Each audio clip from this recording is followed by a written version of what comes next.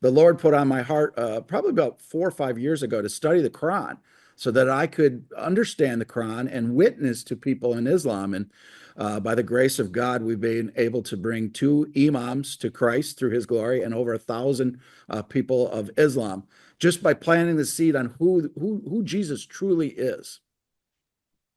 Wonderful. Yes, I have actually been following your ministry for a few years, and um, I appreciate you giving me the time, Jamie, to join this discussion. And thank you so much, Pastor Scarlett, for everything you're doing.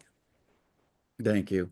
Well, thank you, Annie. And as always, what you talk about is very close to my heart. And so, one of the things you mentioned is always looming very large on my mind. And I'll um, talk to Pastor uh, Dave about this again, is that, you know, just every day when we're following our news, because this is not on the front pages of the establishment media, but every day jihadists in Nigeria are just rounding up Christians and killing them, coming into churches. There's a genocide going on in the Middle East and in Africa against Christians. The Nigeria story is just terrifying.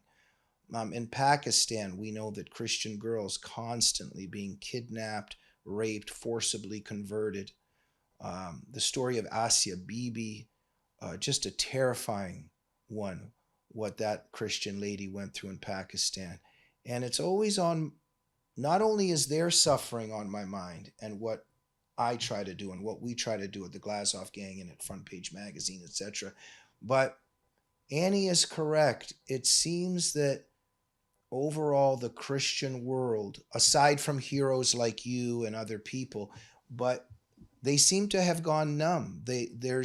You don't see a huge Christian response and rally for their persecuted brethren under Islam, under communism, etc. Right, Pastor?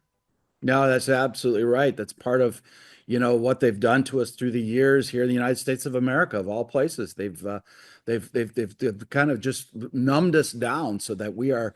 It's politically incorrect to say anything about Islam. It's worse on Christians than it is on Islam.